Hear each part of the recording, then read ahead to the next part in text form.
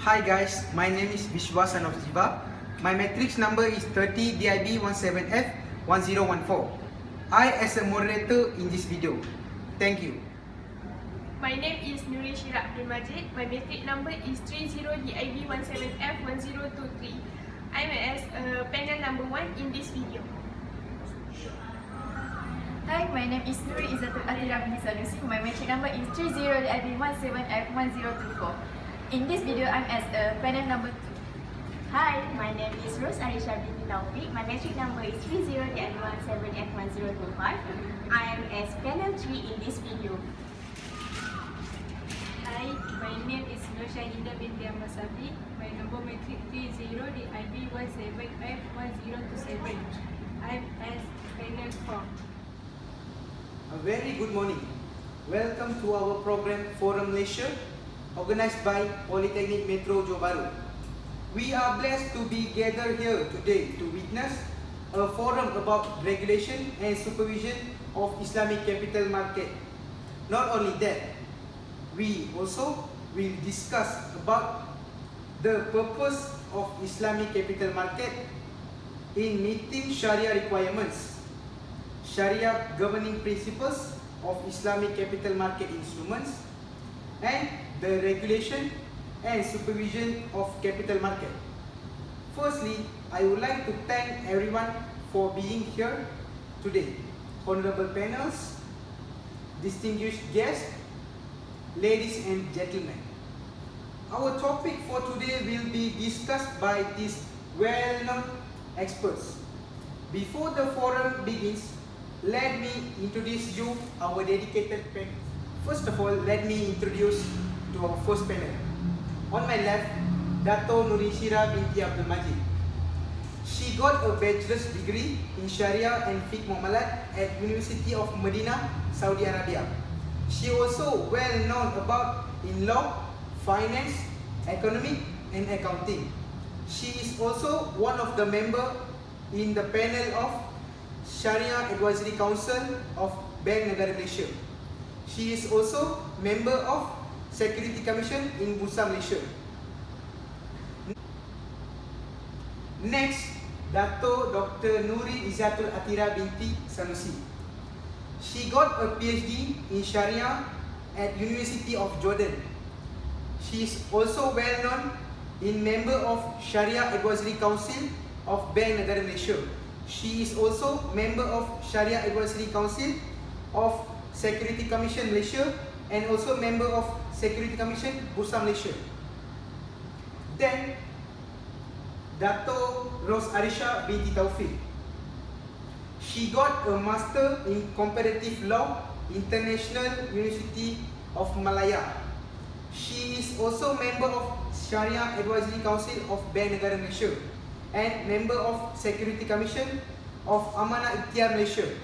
Lastly, there is Dato Nur Shaida binti Ahmad Sabri. She got a bachelor's degree in Sharia. She also member of Sharia Advisory Council of Bank Negara Malaysia.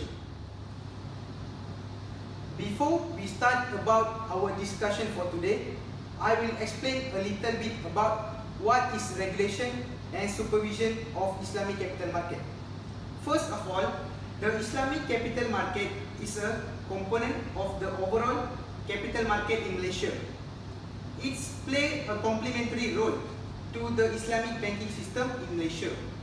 As the market became more complex and sophisticated, it needed supportive infrastructure so that the system could operate and function more efficiently and effectively. Islamic capital market functions in parallel to its conventional counterpart and is growing in terms of sizes, products and sophistication. Accessible to the largest market, it specifically aims to meet the investment and financing needs for those who wish to undertake capital market transaction in a Sharia compliant way. Besides from my explanation, could you explain more detail about the regulation and supervision of Islamic capital market? I will explain about it. protecting the interest of deposit and investment account holder of IFIS. In the respect, regulation promoting the integrity of fiduciary contract will be consistent with the theory of Islamic finance.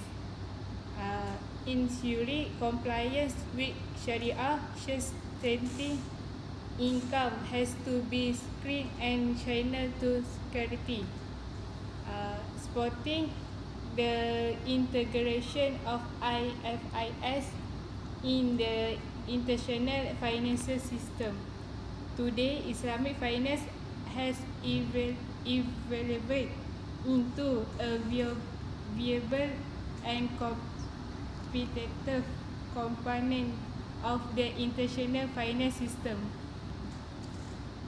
I will add a little more about regulation and supervision of Islamic capital market. In Malaysia, the concept and Sharia principle in structuring sukuk must be approved by the Sharia Advisory Council of the SC. Primary sources of research and reference are the Quran and Sunnah, while secondary sources include ijma', qiyas and maslahah. Product regulation and innovation are based on various Islamic concepts such as ijara, istizna, mudarabah, murabahah and musyarakah. Before explain about the Sharia governing principle of Islamic capital market instruments, could you list how many of that and list out it? Because not everyone know about that. Could you? Yes, sure. It's my pleasure. There are 5 principles about Sharia governing principle of Islamic capital market instrument. Firstly, principle of intention. Secondly, principle of justice. Next, principle of permissibility in formality contract. And then, principle of risk reward. Lastly, principle of jurisdiction ikhtilaf. Just now, Dr. Nurin list down there are 5 principles of Islamic capital market instruments. Could you explain more detail about Islamic capital market instrument? Yes, for principle of intention, as I know this principle means that Sharia rulings on all Islamic capital market regulation and products are based on its player intention on the outcome of the contract. It also can relate into an Islamic legal maxim that says matters are determined by intention, which means that the intention of the Islamic capital market player should be good and the end result of the contract should be Sharia compliant. Therefore, Muslim scholars prohibit any engagement in engineering products, introducing rules or inserting terms and conditions that contravene Sharia directly or by any prohibited tricks. Give me a chance to explain about the second principle, which is principle of justice. Justice is one of the major objectives of Sharia. Some Muslim jurists have even proposed that it be added to the 5 essentials of Maqasid Sharia. With regard to the ICM, justice can be approached from 2 angles. First, justice toward ICM as a whole where all payers, regulations, investors and brokers should have the right to contribute in the setting of rules, standards and products. They should also have the right to fair participate in deals and bids and the right to access all necessary information. The second one is justice towards individual customers where they should have the right to a fair contract that is free from unfair terms and conditions or deceptions. They also have the right to access all necessary information. Okay. The third one, principle of permissibility in formulating contract. This principle originates from the Islamic legal maxim that say permissibility is the original rule for the contract and condition, which means that there is no prohibition of such act except by evidence from the primary sources, which is Quran and Sunnah. Yes, I agree with your answers. I also have been read about the principles of Islamic capital market instruments. For the fourth one, principle of risk reward. This principle is interrelated with the principle of justice, as justice necessitates in contracts the sharing of risk in exchange for the reward or profit gain. The principle of risk reward is clearly stated in legal maxim that liability accompanies gain. This maxim means that the owner of an asset has to bear all the risk and costs since he is entitled to enjoy any benefit resulting from it. Just as non-owners have no right to share in the benefits of ownership, so too no one but the owner should have to bear all the attendant risks and costs. Another legal maxim established by the statement of the Prophet Muhammad gives similar meaning, but from a reverse angle. Revenue goes with liability. The maxim means that the owner who enjoys benefit of an asset has to accept its liability in the event of loss.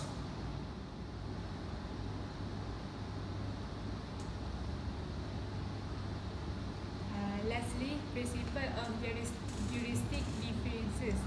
Muslim jurists have divided juristic differences into two types.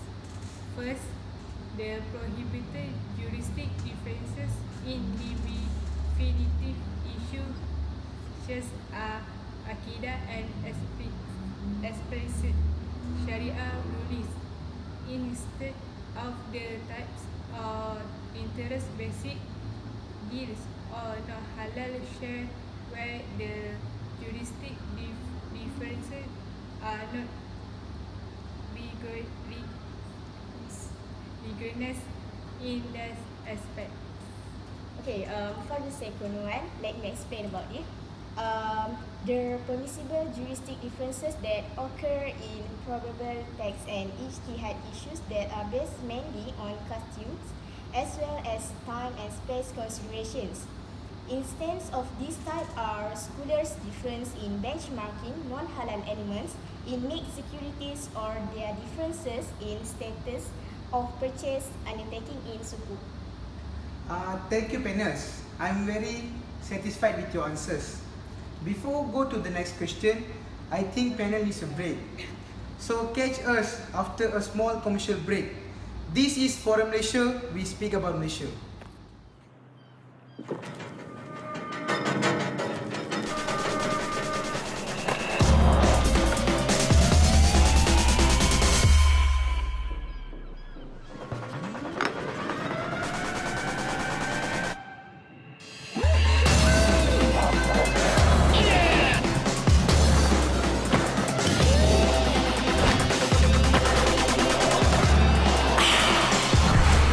Do the do.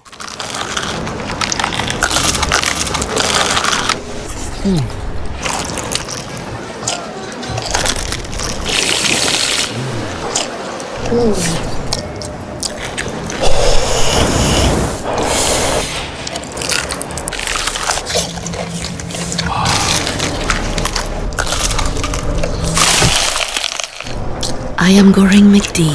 There's nothing like it. Hotel kegemaran saya di London semestinya Hotel Mortimer. Tapi sejak menemui Trivago, saya tanya diri sendiri, kenapa tak bandingkan harga sebelum ini? Mudah sekali. Hotel Trivago. Welcome back to Forum Malaysia. We speak about Malaysia.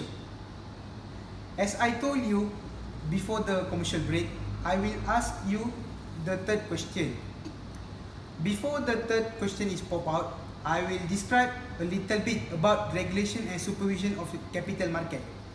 Malaysia has a reputation for being soundly regulated, whereby the authorities recognize the fine balance of regulation that is needed to protect parties and yet facilitates growth and development. Malaysia's regulatory framework has been acknowledged by the International Monetary Fund, which is IMF, and World Bank to the highly compliant with international standard. Before I ask the question, I will show a video about Security Commission. Here you go.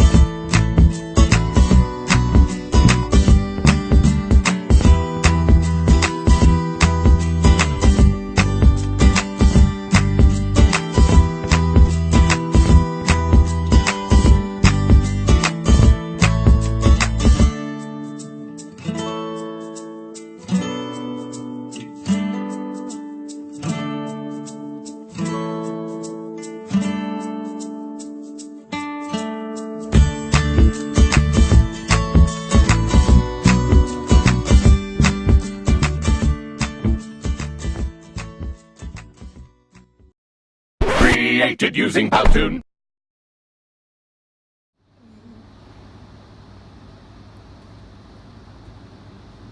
Beside the video, I will explain about Security Commission. Security Commission have been established 1st March 1993. The Security Commission is a statutory body set up under the Security Commission Act 1993, reporting directly to the Minister of Finance. It is sole regulatory body for the regulation and development of the capital market in Malaysia. It is directly responsible for the regulation and supervision of the activity of the market institution, including the stock exchange, clearinghouse, and monitoring of license under the Security Industry Act 1983 and Future Industry Act 1993. The Commission in developing the national capital market has identified the development of the Islamic capital market as one as its main agenda. This will extend into the Capital Market Master Plan of Malaysia launched on 22 February 2001. One of the main objectives set up by this plan is to establish Malaysia as an international Islamic capital market center. I will continue about roles of Security Commission.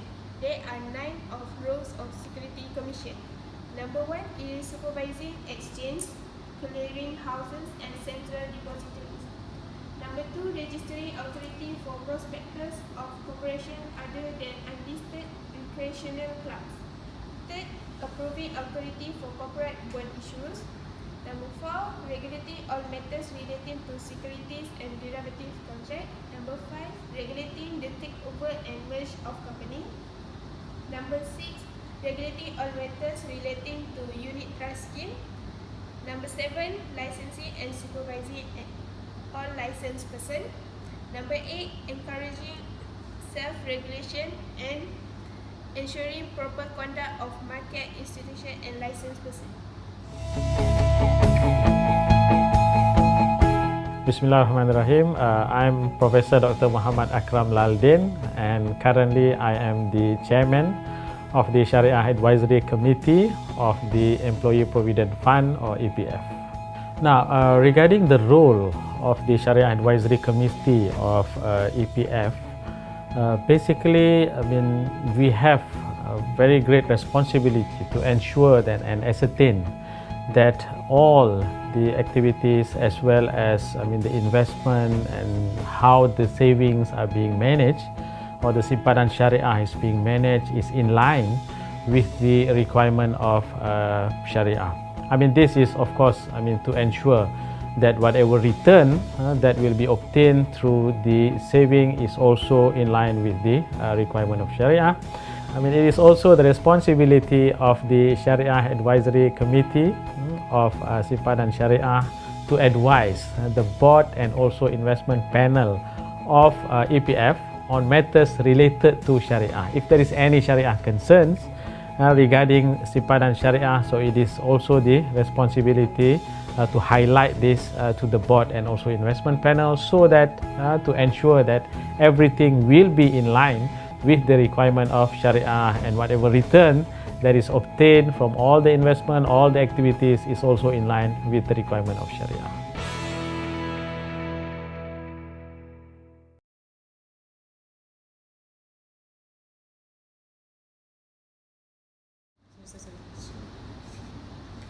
Okay, it's done for Security Commission. May I know what is the meaning of Sharia Advisory Council, which is SAC? Yes, my pleasure. I will explain to you more about Sharia Advisory Council, which is SAC. The Sharia Advisory Council of the Securities Commission Malaysia, in turn, is responsible to advise on matters pertaining to the Islamic Capital Market, which is ICM, consisting of prominent Sharia scholars, jurists and market practitioners. Members of the Sharia Advisory Council are qualified individuals who can present Sharia opinions and have vast experience in banking, finance, economics, law and application of Sharia, particularly in the areas of Islamic economics and finance. A sound Sharia framework is fundamental for Islamic capital market development. Do you know about roles and function of Sharia Advisory Council of Securities Commissions? Sorry, I really don't know. Can you describe more about it? Okay, I will. There are 4 roles and functions of Sharia Advisory Council of Securities Commission. For the first one is development facilities, development and regulation of new products. The second one is market provides greater clarity and enhances market confidence and integrity through dissemination of Sharia rulings. The third one is regular interaction with industry and other Sharia experts provide useful feedback for decision making.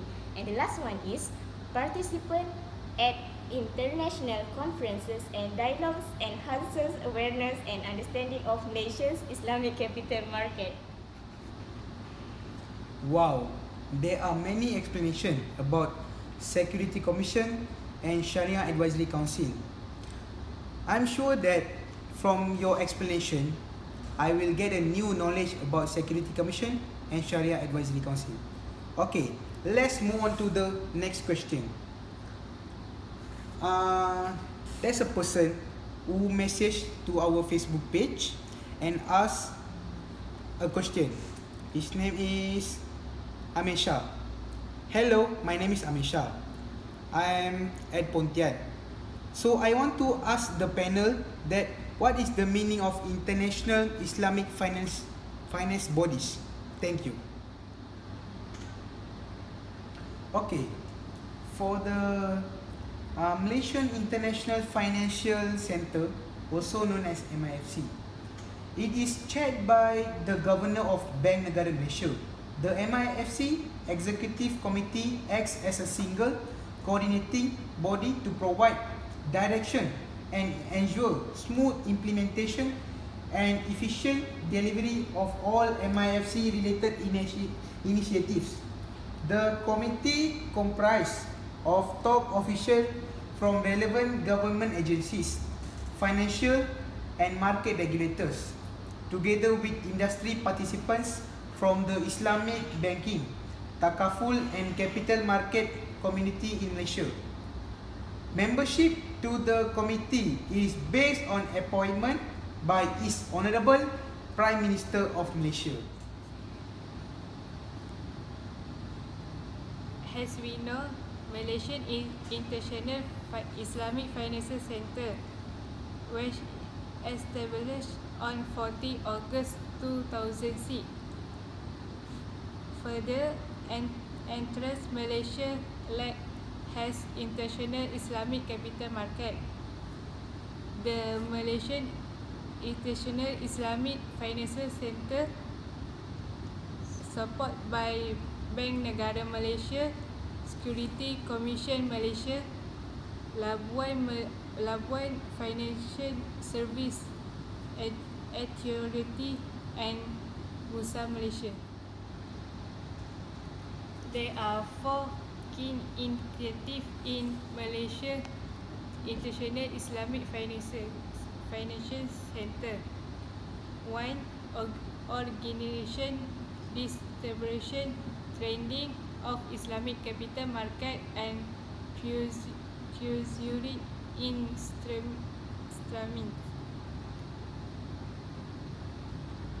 2. Islamic Fund and Wealth Management Service. 3. International Currency Islamic Financial Service, including deposit and financing. 4. Takaful and Bitakaful. Thank you, Penas. I think it's done for MIFC, which is Malaysian International Islamic Financial Centre. So let's go on to the next question. May I know what is the meaning of International Islamic Financial Market, also known as IIFM?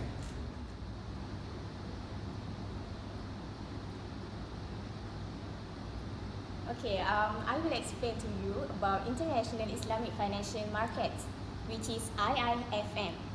IIFM is a standard setting body of the Islamic financial services industry, focusing on standardization of Islamic financial contracts and product templates relating to the capital and money market, corporate finance and trade finance segments on the IFSI. IIFM, or International Islamic Financial Markets, plays its role in the market unification by developing best practices at the global level and achieving Sharia harmonization through its efforts for creation of a robust, transparent and efficient Islamic finance industry. IIFM also contributes in creating industry awareness by organizing specialized seminars and workshops, as well as publishing research reports. IIFM, or International Islamic Financial Markets, was founded in 2002 by the collective efforts of the Islamic Development Bank Authority Monetary Brunei Darussalam, or formerly Ministry of Finance Brunei Darussalam, Bank Indonesia, Bank Negara Malaysia, delegated to Labuan Financial Services Authority, Central Bank of Bahrain, formerly Bahrain Monetary Agency, and the Central Bank of Sudan as a neutral and non-profit organization. Besides the founding members, IIFM, or International Islamic Financial Market, is also supported by certain regulatory and government bodies such as Indonesia Financial Services Authority, Dubai International Financial Centre, Nasdaq Dubai, State Bank of Pakistan, the National Bank of Kazakhstan, and by a number of international and regional financial institutions active in Islamic finance, as well as other market participants. IIFM, or International Islamic Financial Markets, was formed under Amiri Decree IIFM, or International Islamic Financial Markets, was formed under Amiri Decree number 223, dated 2002, as a non-profit organization. Besides that, I will explain about International Islamic Financial Market, principal activities and current focus.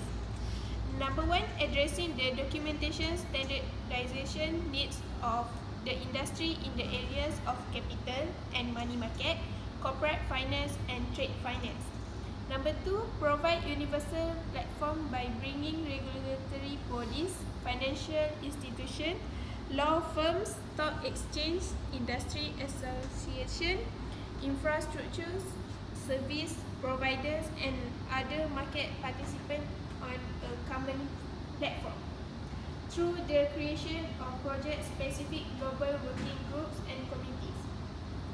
Third, facilitate unification, Sharia harmonization and legal reform in Islamic financial markets.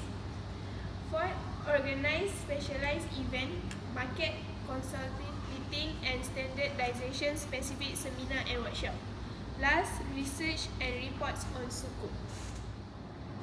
For the mainstream, international Islamic financial market work under the guidance of its board of directors and with the support of its member institution.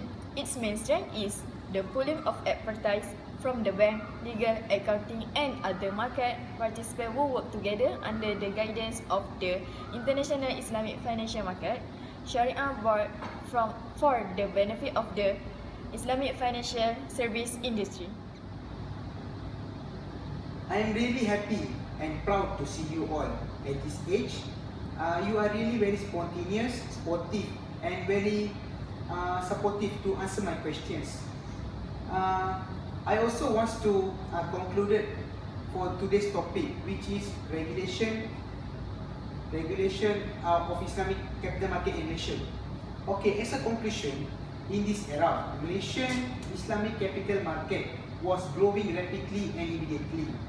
Malaysia was far away exceed other Muslim countries in terms of capital market infrastructure with persistent support by the government for the growth of Malaysian Islamic capital market.